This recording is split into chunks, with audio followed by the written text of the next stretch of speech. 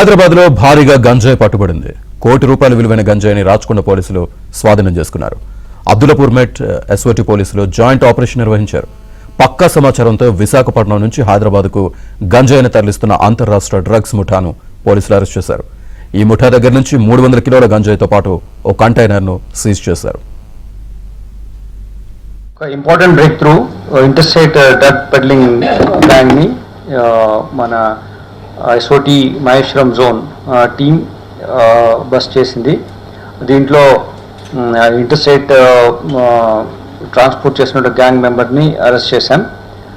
300 KG ganja అరక్ నుంచి ఇది పూణే మహారాష్ట్రకు ట్రాన్స్పోర్ట్ అవుతున్నా ఉంటే మన ఏరియాలో నుంచి వెళ్తున్నప్పుడు మనం ఇది పట్టుకోవడం జరిగింది. మనం చూస్తున్నాం చాలా రోజుల నుంచి ఇంత క్వాంటిటీలో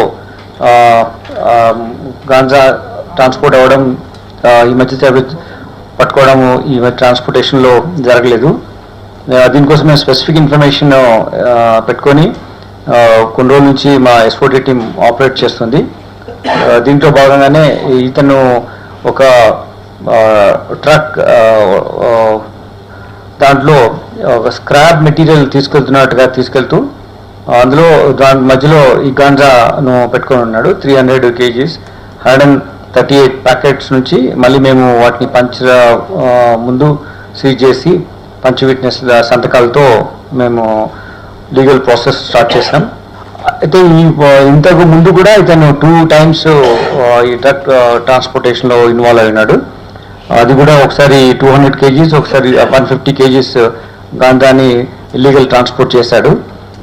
ఇతను ఈ అహ్మద్ గులాబ్ షేక్ ఇతను పూణేలో అక్కడే పుట్టి అక్కడే చదువుకొని ఒక డ్రైవర్గా పనిచేస్తున్నాడు.